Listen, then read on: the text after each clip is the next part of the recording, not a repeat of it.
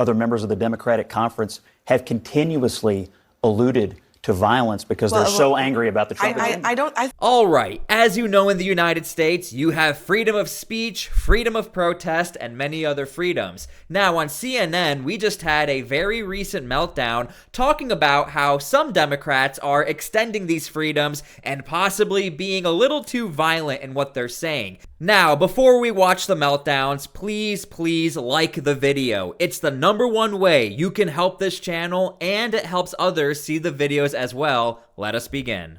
Congresswoman Maxine Waters is urging Democrats to hit the streets and fight back against Trump, but her remarks have MAGA accusing her of fomenting violence. Listen. I'm worried that Trump is on the edge of creating a civil war. He alluded to it more than once. He alluded to the fact that if he did not get reelected, that there could be a civil war. Now, this president is putting us in a position where hungry people are going to be on the street, where nonprofits who were waiting for their checks are not going to get them. When that happens, what does Trump expect? Oh, I believe he expects violence. I believe he expects confrontation. I believe he's working toward a civil war. We're not going to get goaded. We're not going to get tricked into that. We're going to continue to do our work. Okay, so real quick, so you have the context. Right now, the argument is really coming from Republican commentators that, look, if a Republican member of government were to ever say something like that, it would get spun in the media as a very violent thing. I'm just trying to give you guys the counter talking point. And again, you can leave your opinions down below, but here's the response from Scott Jennings. So that has some on the MAGA wing of the country pretty upset. But I don't know, it seems to me pretty clear at the end there. She said, we're not going to go into that territory. So. Why bring it up? I mean, she's hardly the first Democrat to bring it up. Hakeem Jeffries said earlier this year, we're going to fight in the streets.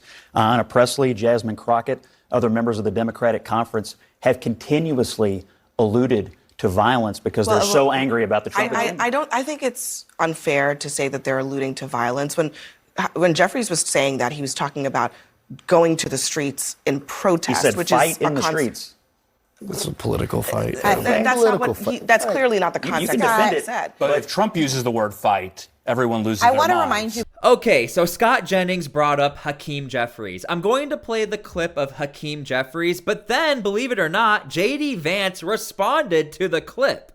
We are going to fight it legislatively. We are going to fight it in the courts. And we're going to fight it in the streets. We saw the minority leader, Hakeem Jeffries, already go out and tell his constituents, his friends, you have to fight like heck in the street to stop President Trump's agenda. Yeah, these people remind me sometimes of the folks that were still fighting World War II on an isolated island like 30 years later.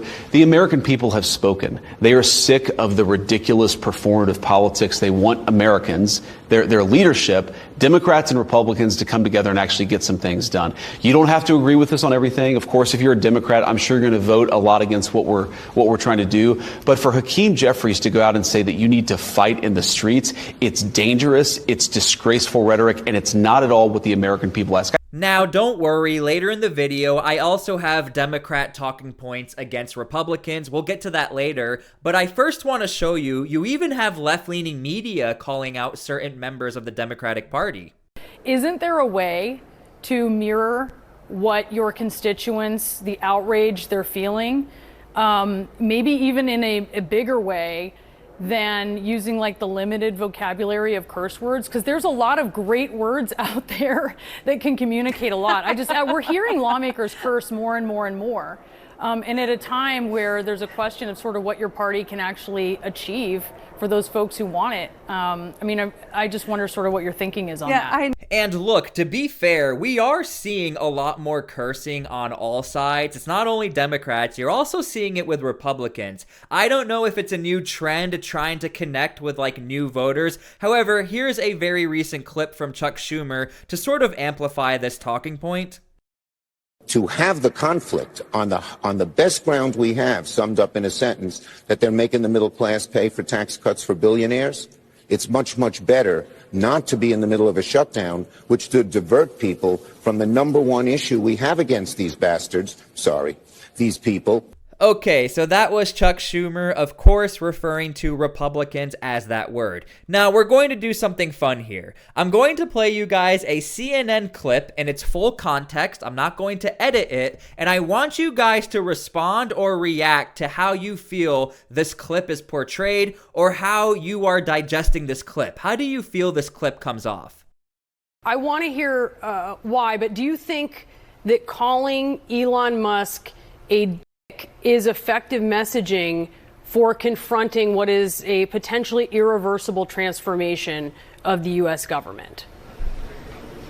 Well, he is, and I think that he's also harming the American public in an enormous way. And what I think is really important, and what the American public want, is for us to bring actual weapons to this bar fight. This is an actual fight for democracy, for the future of this country, and it's important to push back on the chairperson of this committee. I mean, Marjorie Taylor Greene talks about having decorum, about bipartisanship. This is the person that lies more than anybody else in the entire Congress. And so if she is going to make a mockery of hearings, I want to make sure that us as Democrats are bringing that same level of energy. And of course, after those comments, we went into exactly what Elon Musk is trying to do: dismantling the Department of Labor, dismantling the Department of Education, dismantling all of our consumer protection agencies. And so it's all important, but it's also important to get the attention of the American public and call Elon Musk out for what he is, and to make people know that Marjorie Taylor Greene is not a serious legislator and she shouldn't be treated as such. Now, interesting enough, this congressman actually did respond to the accusations of this was a literal threat and not metaphoric, and I'll let him speak for himself. I mean, look, I think it's pretty clear, Jake. I mean, no reasonable person would view what I said, of course, here on CNN as a threat. It's a figure of speech. I think it's one that's pretty well known and pretty common. And I think what's really disturbing about this is that essentially the Department of Justice under Donald Trump is going to try to silence opposition and try to silence people that are actually taking on and trying to actually bring attention to what Elon Musk is actually trying to do to our agencies. And so that's what this is about. It's incredibly concerning, but I don't think that figure of speech or metaphors should somehow be not allowed in our public debate from members of Congress. So again, I am not implying anything. I will take him at his word. If he's calling it a metaphor, he's calling it a metaphor. But the point I'm trying to show you is you have a lot of these instances and almost this new trend of really taking things almost too far where it can get interpreted in a wrong way. I used to report a lot of military conflicts, and I'm generally a happy person. I will smile during times when I probably shouldn't be, and people would interpret that as me being a hateful person. Why would you smile when talking about certain things? So again, you got to be very careful when you're a public figure, but let us continue. You know why? Because if I were advising a Republican president, I would say, let's support American companies that have thousands of American workers and thousands more workers who make indirect products for it. Yeah, I think it would be a good idea if American companies did well under my administration. Okay, so you're going to go ahead and support a billionaire but not support the American worker and not necessarily Who do you think makes Teslas, Sochi? American workers. It's good if But it's Tesla very does much well, as American Jana workers do well. mentioned, You think it's a Elon quid builds pro them all quo. in his basement? They got factories all over the place. Including in China, but, Yeah. Do they not have thousands of Americans? It's just the visual of him driving a six-figure... Did Joe Biden drive a Jeep Rubicon around the South Lawn? A six-figure car Where do they make those? is owned by nobody who a was billionaire working in for the White House. Stellantis is giving The billions of UAW dollars had a stake in it, and the UAW Biden. gave money to Joe Biden, and they supported Joe Biden. You're saying one hand. Well, you're talking about the UAW. You're kind of making We're a talking point about the a workers. billionaire. A billionaire who is in the federal government making cuts and making business deals that end up benefiting himself. A lot of those it's a miracle I've look never for Donald seen Trump. Democrats so excited to tear down an American company or companies the way they are right now. It's crazy. And look, Democrats have admitted they have to be aggressive in their tones because they don't have a lot they can do. They don't control the House, they don't control the Senate, and this is why we are probably seeing a little more aggressive speech that's not coming off that great. I'm going to play you guys another very recent clip that's also circulating where people are saying, hold on, what is this guy saying? A member of Congress, a Democrat. Like if you are attacking Teslas or dealerships, going beyond vandalism, that could be an act of domestic terrorism. But I do want to ask about this as resistance. Is this what resistance should look like? So Trump thinks that if you try to kill cops to overthrow the government and change an election, that's not domestic terrorism, but somehow having a protest in front of a Tesla dealership is. The bottom line with Trump is freedom and liberties belong to people who agree with him, and that's it. That's his view of America. That's not a view that people who believe in our Constitution share. So again, I don't think I'm being too critical when you talk in these generalities of, oh, it's just a protest, and you can go look at the images of how a lot of these protests are being handled. They get pretty nasty, some of them. You can see how within the Democratic Party, we have a lot of issues of these clips circulating, and within the Republican side, we're like, hold on. This is coming off as a little violent. Again, I'm not trying to point the fingers here. I'm just trying to show you guys the clips and let the clips speak for themselves, and then you can form your own opinions down below. On the violence thing, he did say, I agree with a lot of what he said, but he did say someone will get hurt. I would just remind everyone, someone already did get hurt. Donald Trump got hurt, shot through the ear at a rally, and he's the only candidate that I know of that's been injured in this election. And Scott, you're right. The former president did get hurt, but it's not the first time. Let's remember Charlottesville. How did he inspire Charlottesville? He went out there and said both sides are but that was after good the rally. people. You said he caused the rally. Okay.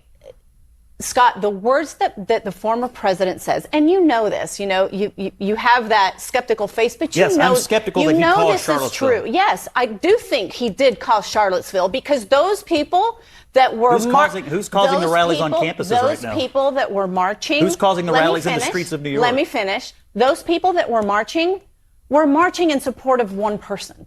Okay, so when it comes to the Democrat side of the talking point against Republicans or conservatives, it's typically always attacking Trump. It's always like, hey, he tried to take over the government, the things that happened over in Charlotte, things like that. The only difference is right now, it seems like Republicans are not really getting caught up too much in all of this speech because they don't have to. They control the House and they control the Senate, and Donald Trump is the president. The reason why, again, we are seeing Democrats really getting caught up in the possibility of a violent speech or coming off as being violent is because they have no choice. They got to be a little fiery out there. They got to be feisty. They got to hype up the crowd because they need support and they need people to know they're at least trying to fight. Using the word fight can obviously come off in a very interesting way. So anyway, thank you guys so much for being here. Again, please leave your comments down below how you feel about all of this. And thank you for all of your support.